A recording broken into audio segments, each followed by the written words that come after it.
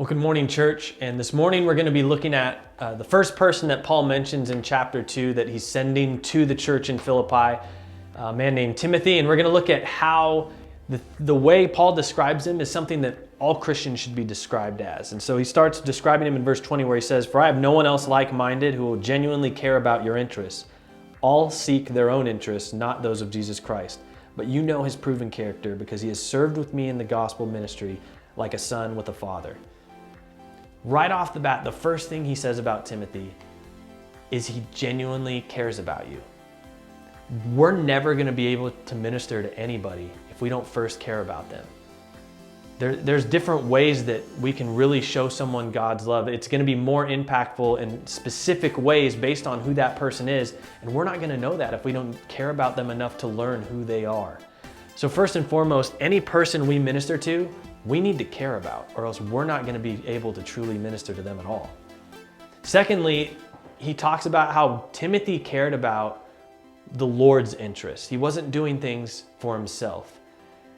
And I think that on a basic level, we all understand, but I think a lot of times if we take a step back and look at why we want something to be a certain way, it is more about, well, that's how I want to do it.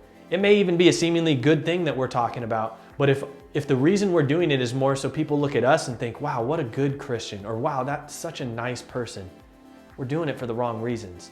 The things we do shouldn't point back to ourselves. They should point to who God is and make it clear that, look, I'm only doing this because God's shown me his love.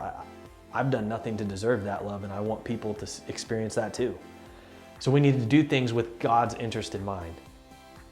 And then thirdly, the last thing he says about Timothy is that he has proven character that's been refined in the gospel ministry.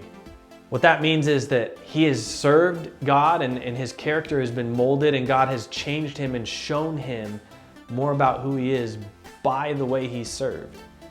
I know for me, there's been times where I signed up to serve in some way and I immediately regretted putting my name on that paper, but because I had committed, I went and did it.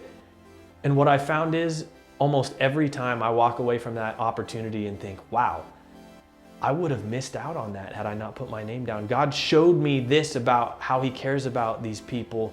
I would have missed that. God changes us to be more like him through our service. And I look back on my life and there's so many opportunities I had where if I had said no, I would not be as close to the Lord. You get to know him better by serving. And so looking at Timothy and the example that Paul just laid out of him, I hope that all of us can truly say we care about those we minister to, that we say and mean that we are doing it to give God the credit, to give God the glory. And that thirdly, that we'd allow God to change us and make us more like him through our service.